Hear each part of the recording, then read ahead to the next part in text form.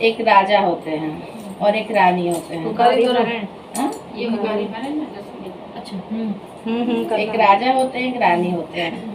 तो राजा रानी के पास धन संपत्ति की तो कोई कमी होती नहीं है, उनके पास सब कुछ होता है, लेकिन बस एक संतान नहीं होता।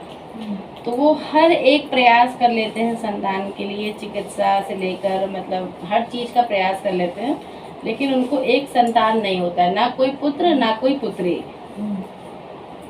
तो उनको नगर वाले जो राज्य वाले होते हैं वो रानी को बहुत मतलब ताने देते हैं, उनसे घृणा करते हैं कि मतलब इनको कोई संतान नहीं है। तो उनको मतलब ना उनसे बात करते थे सही से, ना उनको किसी पूजा पाठ में, किसी कार्यक्रम में, किसी भी सभा में और रानी राजा को नहीं बुलाया जाता था। राजा को तो बुलाया भी जाता था, रानी को तो बिल्कुल ही नहीं बुलाया जाता था। सब लोग उनसे घृणा करते थे कि मतलब पता नहीं कैसी है, कोई संतान नहीं है, इतना सब कुछ भरा पड़ा है घर में लेकिन कुछ भी संतान नहीं हो रहा है, ये वो करके। तो रानी इस चीज़ के लिए बड़ा मतलब दुखी रहती थी, बहुत मतलब परेशान रहती थी, हर चीज़ कर लेती थी लेकिन संतान नहीं हो रहा था। तो फिर रानी को जब दुखी देखकर राजा को बड़ा मतलब परेशान रहते थे कि किस प्रकार से अपनी रानी को खुश किया जाए। तो बहुत उपाय करते थे राजा, लेकिन जो औरतें मतलब ताना दी थी जिससे उनको चोट पहुंची थी वो राजा भी मिटा नहीं पा रहे थे, क्योंकि वही उनको तो दुख हो गया था कि उनके संतान नहीं है, सब उनको बांझिन बांझिन बुलाते थे। तो राजा भी इस दुख को खत्म नहीं कर पा रहे थे। हर प्रयास कर लेते थे राजा हंसाने का, घुमाने का, हर कार्यक्रम, लेकिन वो नहीं खुश कर पा रहे थे। तो एक बार ऐसी बृहस्पतिवार को एक कथा मतलब कहा गई, नगर में किसी महिला ने कथा रखवाई। तो सभी सुहागिन औरतों को बुलाया लेकिन रानी को नहीं बुलाया। तो रानी को इस बात का बहुत दुख हुआ कि मतलब मुझे क्यों नहीं बुलाया गया, मैं तो रानी हूँ इस नगर की, मुझे तो बुलाना चाहिए। तो रानी ने मतलब कुछ औरतें से पूछा कि मतलब मुझे क्यों नहीं बुलाया गया, सभी औरतों से को बुलाया गया, सभी औरतें से तुम लोग हंस हंस के बात करती हो। तो उन औरतों ने कहा कि तुम बांझिन हो इसीलिए तुमको नहीं बुलाया गया, तुम्हारे कोई संतान नहीं है, तुम बांझिन हो तो तुम्हारा आना उचित नहीं है मतलब पूजा पाठ में, इसीलिए तुमसे कोई सही से बात नहीं करता है, इसीलिए तुमको नहीं बुलाया गया। तो रानी को इस बात का बहुत दुख हुआ। तो वो मतलब सोची कि ऐसे तो मतलब मुझसे सभी लोग घृणा करेंगे, तो ऐसे कैसे रहा जा सकता है, भले धन संपत्ति है लेकिन जब इंसान बोलेगा नहीं, बात नहीं करेगा, हंसेगा नहीं, मतलब तो कैसे रहेगा समाज में। तो रानी ने अगले दिन सोचा, अपने राजा से कहा कि इसका तो कोई उपाय करना पड़ेगा।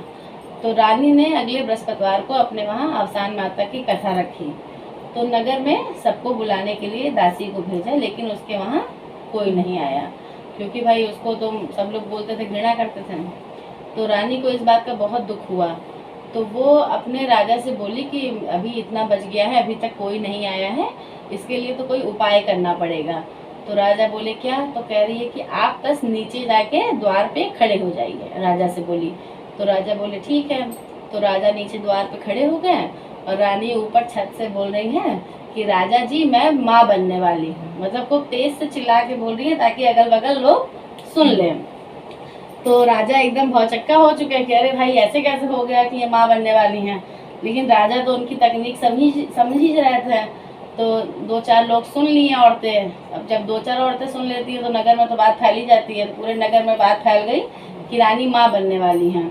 तो सभी औरतें खुशी खुशी आई उसके घर, मतलब अवसान माता को खिलाया गया, दुल्हनिया, भजन कीर्तन सब हुआ। तो अब रानी तो झूठ बोल दी थी, अब रानी करे क्या, दो चार महीने तो रह ली नगर में, जब तक उनका मतलब नहीं उनको मालूम चला दूसरे लोगों को कि नहीं माँ बनने वाली, सब तो यही जानते थे माँ बनने वाली है। और ऐसा झूठ था, रानी बताना नहीं चाह रही थी क्योंकि फिर से उनसे घृणा करने लगेंगे सब। तो रानी बोली राजा से कि ऐसा करते हैं कि हम लोग कहीं बाहर चलते हैं 9 महीने तक, ताकि मतलब ये हम लोग बहाना बना देंगे कि बच्चा बाहर ही हो गया। तो राजा बोले कि राजा तो खुश देखना चाहता था, राजा बोले ठीक है। तो राजा रानी को लेकर बाहर चले गए। तो जब रानी 2-4 साल 5 साल बाद आई तो नगर वाले सब इकट्ठा हो गए देखने के लिए, कह रहे रानी आपका बच्चा कहाँ है, रानी आपका बच्चा कहाँ है। तो रानी का बच्चा तो था ही नहीं, कहाँ से बताएं। तो रानी झूठ बोल दी कि उसको हम लोग पढ़ने के लिए बाहर भेज दिए हैं, मतलब हॉस्टल में डाल दिए हम। तब भी कुछ औरतें मतलब जल्दी मानती तो नहीं है, लेकिन कैसे कैसे अपने मन को मना ली कि हो सकता है भाई बच्चे को बाहर भेज दिया पढ़ने के लिए। तो कुछ समय बाद जब काफ़ी साल बीत गए तो एक लड़की का रिश्ता आया। अब रानी तो झूठ बोली ही थी, एक लड़की का रिश्ता आया। तो नगर की एक औरत लेकर मतलब राजा के घर चली आई कि इनके घर में बहुत अच्छा लड़का है और मतलब चलिए इनके वहाँ रिश्ता आप तय कर लीजिए। तो जब बड़ा हो गया तो गई रानी के पास, तो रानी ने बहाना बना दिया कि बीच बीच में रानी जाती रहती थी शहर, तो रानी बहाना बना दी कि मेरा लड़का अब कमाने लगा है, तो अब वो बाहर चला गया है कमाने, छुट्टी नहीं मिलती है मेरे लड़के को, मतलब यही सब बहाना बनाती थी, मिलने नहीं मतलब आता ही नहीं था, जब कोई था ही नहीं तो कौन आएगा। तो बाहर ही मतलब लड़के का जब लड़की का रिश्ता लेकर आए, तो रानी अब दबाव में आके लड़की से शादी तो तय कर ली कि चलिए ठीक है भाई शादी हो जाएगी, लेकिन जब लड़का ही नहीं है तो शादी करेंगी किससे। तो जब शादी का दिन आया तो यही बहाना रानी ने बनाया कि मेरा लड़का बाहर कमाने गया, उसको छुट्टी नहीं मिल रही है, तो उसके नाम का सिंदूर लड़की के मांग में भर दिया जाए और लड़की को हम विदा करके लेके चले जाएंगे। तो किसी तरह से सब राजी हुए, लड़की का मांग में सिंदूर भर दिया गया और विदा करके रानी ले आई। अब रानी के वहाँ दुल्हन आ गई थी तो अपना सब काम धाम सब करती थी, अच्छे से रहती थी, और चबूतरे पे ही रानी बैठी रहती थी कि कोई भी औरत मेरे घर में अंदर आए ना, क्योंकि औरतें अगर आ जाएंगी तो मेरी बहू को भड़का देंगी कि मतलब तुम्हारा दूल्हा कहाँ है मिलने के लिए, ऐसे वैसे। तो रोज रोज चबूतरे पे बैठी रहती थी। लेकिन एक दिन रानी को कोई काम था तो अपने बहू को बाहर से कुंडी मार के चली गई कि मतलब किसी को अंदर मत आने देना बहू से कह के। लेकिन एक औरत ने उसको जाते हुए देख लिया, तो वो औरत 2-4 औरतों को बटोर के लेके मतलब रानी के दुल्हन के पास चली गई, बहू के पास, और रानी की बहू से बोली कि तुम सारा घर का काम धाम करती रहती हो, लेकिन तुमने कभी ये पूछा कि तुम्हारा पति कहाँ है? इतने दिन हो गए, तुम अपनी सास से कहो कि मेरा पति कहाँ है, मुझे मिलना है, मतलब खूब भड़काई। तो भड़का के जब चली गई तो रानी जब वापस आई तो उसकी बहू खूब गुस्से में कि मुझे अपने पति से मिलना है, मुझे अपना पति अभी चाहिए, इसी वक्त चाहिए, मतलब खूब बोलने लगी। तो रानी किसी भी तरीके से उसको समझा दी कि मतलब ठीक है मैं बात करूँगी, मैं लेकर आऊँगी तुम्हारे पति को और गुस्सा शांत कर लो। तो बहू उसकी शांत हो गई।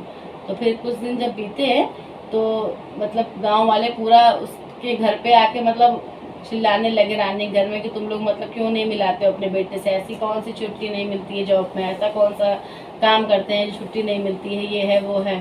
तो जब पूरा समाज आ गया, बहू के मायके वाले सब आ गए, सब लोग पूरा सभा बिटोर गई, तो अब राजा को तो सब पता ही था। तो रानी अब समझ गई कि अब तो झूठ बोलने से कोई फायदा है नहीं, अब तो भाई बताना ही पड़ेगा सच। तो रानी खूब मतलब रोने लगी, कुछ बोल नहीं रही थी, खाली रोने लगी। तो जो सभा की औरतें हैं वो जान गई कि ये बहुत बड़ा झूठ बोली है, तो इनको सब धक्के मार के बाहर निकालने लगे रानी को उनके ही घर से।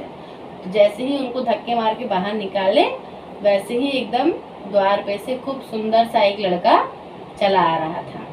तो रानी मनी मन बस यही कह रही थी कि अवसान मैया की पूजा के लिए मैंने इतना बड़ा झूठ बोला था, तो हे अवसान मैया कोई ऐसी कृपा कर दीजिए ताकि हमारी लाज बच जाए, हम झूठे ना साबित हों।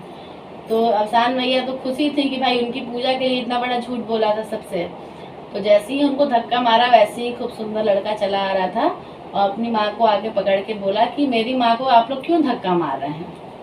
तो वैसे ही जब अपने मतलब लड़के को देखी, उनकी गोद में जब गिर गई रानी, तो रानी समझ गई कि ये माता रानी की कृपा है कि मतलब पला पलाया लड़का मुझे इतना बड़ा वो भेज दी।